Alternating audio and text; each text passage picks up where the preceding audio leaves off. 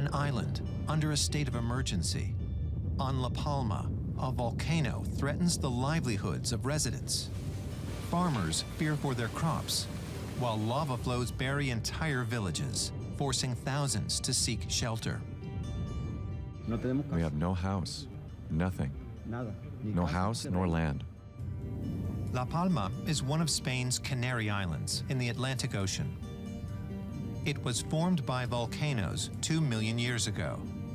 Now, its 80,000 inhabitants fear for their future.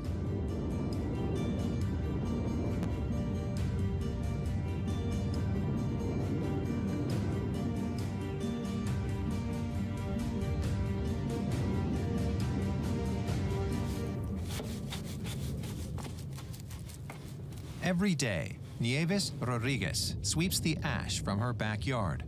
It's part of life living in El Paso on La Palma with a volcano just 3 kilometers away. This noise is terrible. You can't sleep at night. The earth shakes again and again. Many people are left with nothing. Everything. The volcano takes everything. Nieves has had to leave home several times because of dangerous gases in the village. But compared to people who've lost their homes, she's doing fine for now. If the lava comes here, I'll have to go too. Imagine that. You have to think about what it's like for us from here. And the people who have houses here.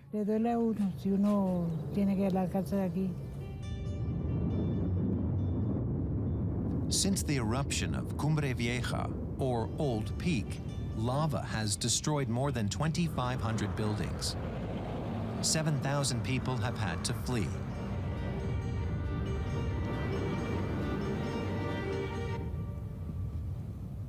Luis Rodriguez is one of those who was forced to leave his home.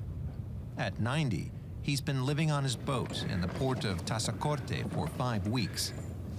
The lava has come within a kilometer of his house, cutting off telephone lines, the water supply, and electricity. So he and his partner made the quick decision to come here.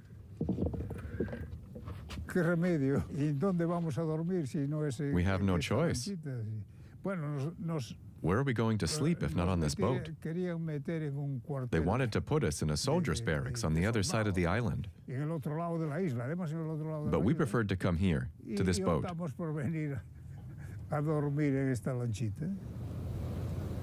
From his house, Luis was able to watch how a new volcano emerged practically from nowhere. First, the earth lifted up a little bit, and then there was this monstrous explosion. Everything launched up into the sky.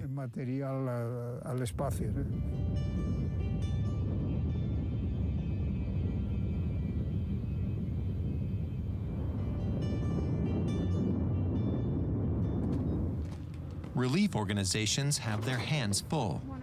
Paula Gonzalez is a nurse and volunteers with the Red Cross. She and her colleagues are going back to the danger zone, where they'll care for residents affected by the volcano. We're packing everything so that we can reach it quickly. On one side is medical equipment, on the other side work supplies. Okay, pack the masks all together. What's in this box here? Safety goggles. Oh yes, they were donated. Paula lives just 15 kilometers from the affected area. That makes the work especially hard for her. In moments where you can help and volunteer, when things are terrible, you can't just disconnect from that. It's right there. You can't just escape it. On their way to help, they get bad news. A gas alert. Sulfur dioxide is coming from the volcano. The area has to be evacuated again. The Red Cross must halt the aid operation. We've been informed that the area is being evacuated because of toxic gas. So we have to wait until new measurement results are available and they can assess the danger. For now, we have to get out of here. The alert is lifted half an hour later, but the area around the lava streams is permanently off limits. Residents are only allowed back into their homes briefly and with an escort. Here at the checkpoint, psychologist Ana Perez is on hand to help affected residents. She too is a volunteer with the Red Cross. Many people are prone to stress. If they don't get the chance to vent their troubles now, they could have serious emotional problems later on. That's what we're trying to prevent. Good morning. My colleague will take care of you in a minute. But put on a mask. There's a lot of sulfur in the air. It's for your own safety. The volcano isn't messing around. This couple has lost their home of 40 years. They're now traveling to their son, who lives on the edge of the exclusion zone. We're doing really badly. We're just living out of a suitcase for now. We have no house, nothing. No house nor land. Everything is so complicated now. It was our home for many years. Ana hears tragic stories every day.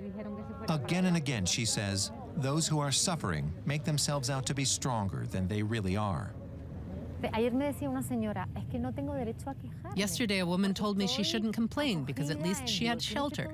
I said to her, you have every right in the world to be furious. The volcano has robbed you of something very important, the feeling of security.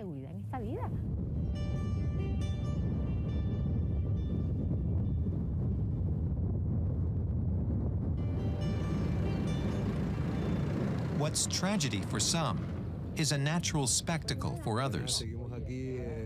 These people came by ferry from the neighboring island of Tenerife. They brought their motorhome and are now camping within sight of Cumbre Vieja.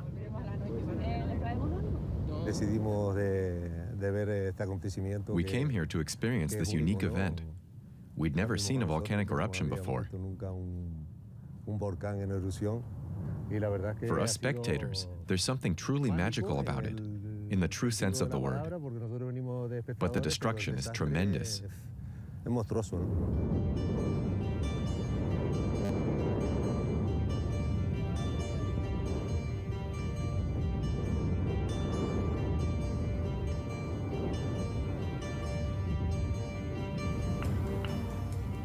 The natural disaster is also threatening the island's biggest employer, the agricultural sector. Jose Gregorio Diaz is trying to save as much of his crop as he can. Again and again, he clears ash from the banana trees. The sharp-edged particles leave scratches on leaves and fruit. In this condition, no one will want to buy the bananas. He also fears longer-term consequences. I don't know what will happen to these plants next year. They're full of ash. The scratched leaves burn quickly under the sun. If there's hot sun following rain, they dry out even more. We get 30 degrees here every day. I don't know what will happen to the plantation. Aitami Gonzalez from the local agricultural cooperative wants to help farmers. Irrigation has also been disrupted by the lava. The desalination plant should be ready. We've been waiting 3 weeks now. And then they pump the water into a reservoir? They pump it to irrigate the higher elevations. Then it drains down. Aitami estimates a loss of 60%. That will affect the island's whole economy. There aren't many of us here on the island, and we're nearly all somehow dependent on agriculture, from truck drivers to the shops where workers buy their food, and so on. Like everyone here, Jose Gregorio is well aware that La Palma is a volcanic island. This is the third eruption in 80 years.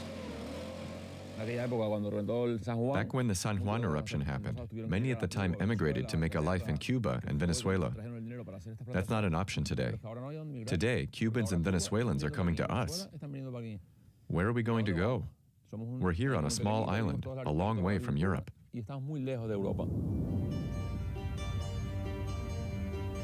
The people of La Palma are quite literally living under a volcano. Their island wouldn't exist without it, yet it's an ever-present threat. Older residents can still remember the last eruption 50 years ago. The problem is that no one can predict where or when new vents will open up.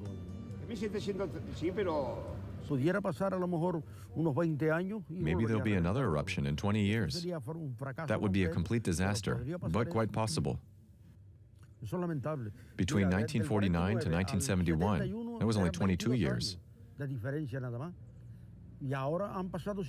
And now 50 years have passed since the Teneguía eruption.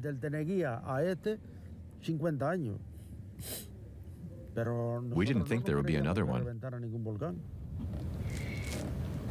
90-year-old Luis comes from the Spanish mainland, so this is his first eruption. He never imagined a volcano would make him homeless.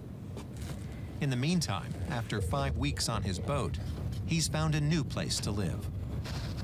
And he hasn't lost hope of moving back to his house someday.